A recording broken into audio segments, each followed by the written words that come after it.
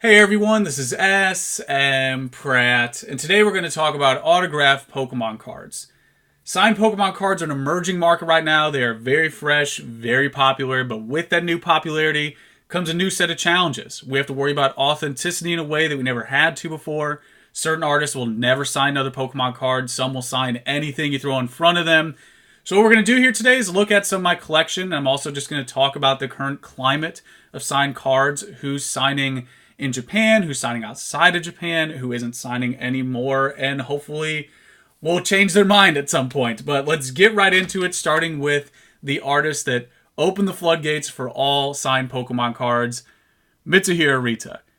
Mitsuhirato is one of the most prolific illustrators in the hobby. I think it's safe to say Ken Sugimori is the godfather, then Arita is next in line. He designed the infamous popular base set Charizard. Now you have the option to get this card signed by the actual artist. I think it's really cool to see his name there at the bottom, illustrated by Mitsuhirato. Got that signature front and center. I think it just adds another layer for those interested. Now, why Mitsuhirato opened up the floodgates is because the dude is the flood. He signs everything. Everything you throw in front of him, that guy is signing. So therefore, Arita's interesting because it's more about the card you're actually getting signed. This is a good example of a staple item that will always be popular. I've sold probably 7 to 10 of these signed by Arita. Here's another example of something that is, again, popular and somewhat unique. The first secret rare card in a set. You also have to have a red cheek Pikachu. We actually have a more exclusive one sitting here in the pile. We have the SM Pratt with the 1T Air first edition base set Pikachu. This one needs to go to PSA. And then here's a good example of something that's rare on its own. This is actually one of the rarest Charizards out there. There really isn't a significantly rare Charizard, but this is nonetheless one of the rarest options. So therefore, it has a lower risk of saturation. It's probably just going to be a little more difficult to acquire with Arita's signature. Now, while Mitsuhirato opened the door and is signing everything, we're going to take a sharp left turn to someone who closed the door and said they're never going to sign again.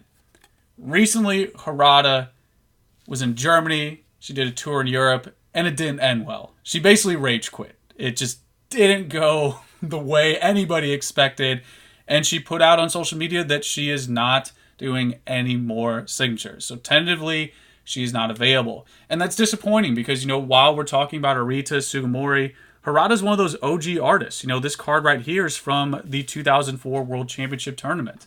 This is from the first World Championship Pokemon Tournament. It was one of the, I think, last signings she did before this previous signing in Europe. These artists tend to not leave Japan, and a lot of them haven't appeared since that 2004 mid-2000s time frame. And as it currently stands, she's just not going to do autographs until someone can, incentivize her to change her mind. You got to finish off the evolution line there with Crobat. Now, another option is Veronica Taylor. Now, Veronica Taylor is interesting because she isn't an artist. She's a voice actor. Maybe that's an artist. Maybe we can stretch it to that. But naturally, you got to get an Ash's Pikachu signed by Veronica Taylor. You also should probably get the other Ash's Pikachu signed by the voice of Ash Ketchum. Also have a couple other Veronica Taylor pieces here. Got a Black Star promo. Just love that 90s chubby Pikachu. And then the first Black Star promo. I know this thing is super common, but this is really nostalgic for me. This was my first promo card that I had as a kid. So, got to get one signed by her. And then another artist that is pretty popular, while we're talking about the OG 90s era, Cooney. Now, Cooney's interesting because he's pretty much relegated to Japan. Correct me if I'm wrong, any massive Cooney fans, but I don't think he's left Japan yet, at least in modern history. So, therefore, you can only get his signature in Japan, usually at the major tournaments. This one was actually from the tournament. You can see it's from 2015 because the card was released in 2015. Here's another one from 2014. And for those of you who don't know who Cooney is, I actually found a card from way back in the day when I was going through storage. This is Cooney right here. He's a real person. He's a card. He's in the video game. He's a meme. He's everywhere all the time doing like a Hypno Toad move right there. This guy is very popular, again, for those 90s collectors. He has a pretty prominent signature. It's easy to notice his. He has this massive question mark. And while I have his, ungraded and graded, it's probably good to talk about authenticity. I would recommend buying most of these graded at this point. Cooney is probably an example where you can straddle that fence. If you know what you're looking for, if you know the era that he was signing or the tournaments that he's at. Some of the dates, like this one says 2000 there at the bottom.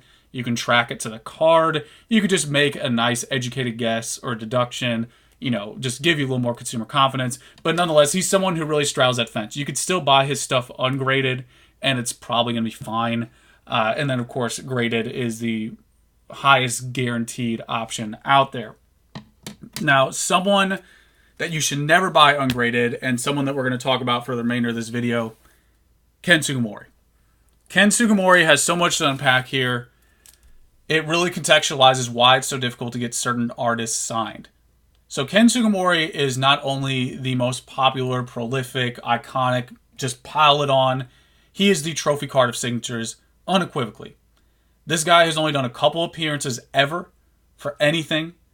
I think the last one he did in the U.S. was either the World Championships 2004 or somewhere in the mid-2000s. He hasn't done one since, so therefore if you see a new crop of Sugimori signatures come out of nowhere, they're most likely fake. And, echoing or piggybacking off that idea of authenticity, this is the most forged signature in the hobby.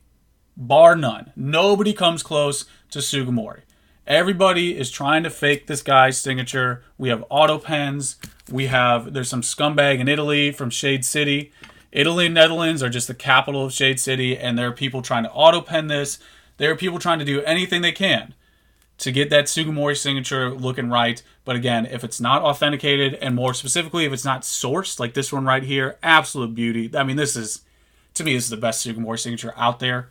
It's something that you could throw $100,000 at me, and I don't even think I would listen. This thing is just unbelievable. Mint card, my favorite Pokemon, first edition base, signed in 2004. Beautiful signature. I mean, you can't ask for anything else. But everyone's trying to capture this because he's not signing. And why he's not signing? He's contracted to not sign. So I talked about this in Patreon. I'll make it public now. And we're going to skip over a lot of the legalese because I don't want to bore you and you switch over to some top 10 video on stupid crap.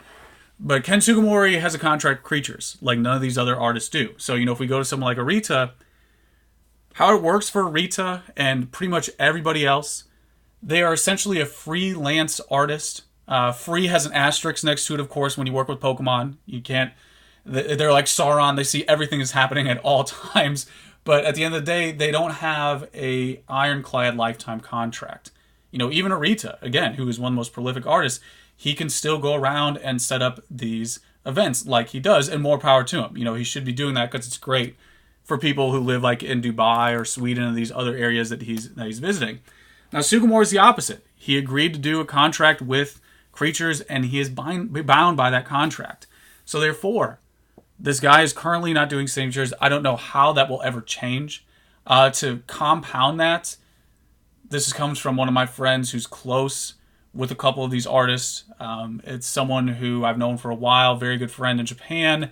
And they talk about Sugimori, and he's just someone who is not that sociable. He's reluctant to even do public appearances in general, that aren't even some type of signature event. So therefore, Sugimori is that cemented in the ground, just miles below the probability of Harada. If Harada is going to come back, Sugimori is a much lower probability. Now, if that changes for some reason, you're going to hear it here first.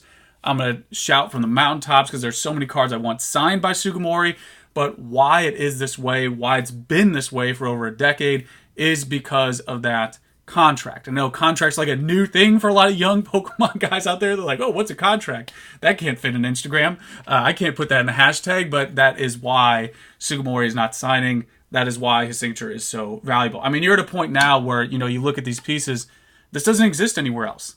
That Blastoise, that Mewtwo, that Electabuzz, you can't buy these en masse. Even like the Charizard here that's iconic, you could probably buy this all the time on eBay. Where these items back here, as it stands, they're once in a lifetime. So That's why they're so difficult to obtain. He is simply the trophy card of signatures, mainly because of that contract, but also because everybody wants this guy's signature. And there you go. That is the current state of affairs. So let me know what you guys think. Let me know what you guys have. Again, this is just a little snapshot of my autos. Let me finish with the most valuable SM Pratt Gary dual signed Red Cheek Pikachu right here. But let me know about your collection, guys. Let me know your favorite artist. And yeah, that's pretty much it. Till next time.